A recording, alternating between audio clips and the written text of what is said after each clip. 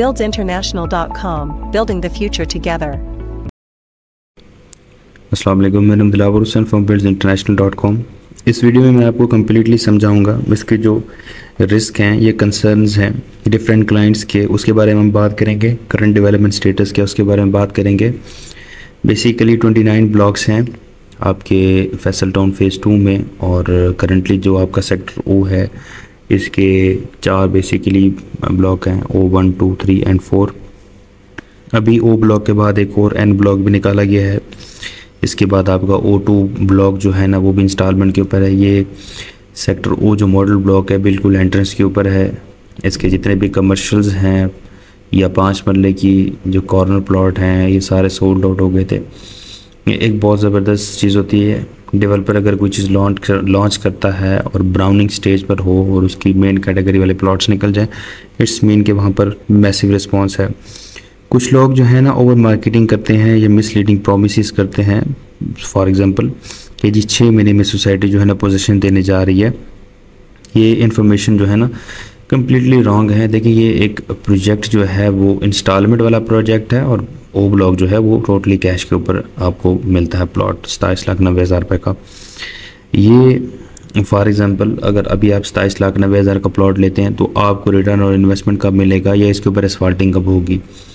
Society चाहे तो आपने एक चीज़ देखी है कि न्यू मेट्रो सिटी ने डेवलपमेंट चार्जेस बहुत ज़्यादा लगाए थे, लेकिन जब उनकी बात की जाए डेवलपमेंट की तो उन्होंने विद इन 6 मंथ या 1 ईयर के अंदर कंप्लीट नक्शे चेंज कर दिए। अगर सोसाइटी चाहे तो बहुत ज़्यादा काम कर सकती है, अगर वो चाहे तो। अगर सोसाइटी ना चाहे तो वहाँ पर डेवलपमेंट बहुत लेट होनी है, अगर चाहे तो बहुत जल्दी हो सकती है। ये बेसिकली ये सेक्टर ओ है, उधर आपका एजुकेशनल इंस्टीट्यूट बनेगा, कमर्शियल एरिया भी है इधर। ये जो साइड आपको दिखा रहा हूँ इस साइड पे आपका सेक्टर ओ के बिल्कुल इस साइड पर सेक्टर O2 है। फ्यूचर की प्लानिंग जो है इस तरीके से ओवरऑल प्लॉट्स की कटिंग या आपको सामने जो ब्राउनिंग है वो नज़र आ रही होगी। अब एक चीज़ है कि डेवलपमेंट में डिलेज आ जाते हैं या ओवरऑल देखें इसके ऊपर ब्राउनिंग का काम 80% हो चुका है।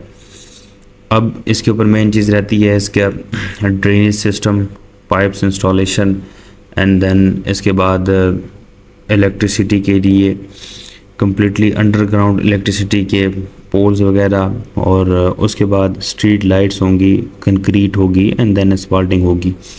ये सारा प्रोसेस होगा।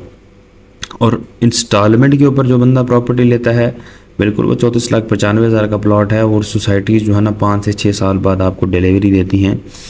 फैसल टाउन फ़ेज़ 2 का ये जो ओ ब्लॉक है इट्स बेसिकली मॉडल ब्लॉक, और इसको अगर फैसल टाउन फ़ेज़ 2 जल्दी डिलीवर करता है तो फ्यूचर के जितने भी इन्वेस्टमेंट्स हैं वो ज़्यादा से ज़्यादा लोग करेंगे। अगर इसको वो डिले करेगा तो लोग इसको लिक्विडेट करेंगे और इधर से मूव होने की कोशिश करेंगे, जो कि कभी भी कोई डेवलपर नहीं चाहता। तो मुझे उम्मीद है ये वीडियो आपके लिए हेल्पफुल भी साबित होगी, और ओवरऑल मैं रियलिटी के बेसिस के ऊपर ही बात करता हूँ।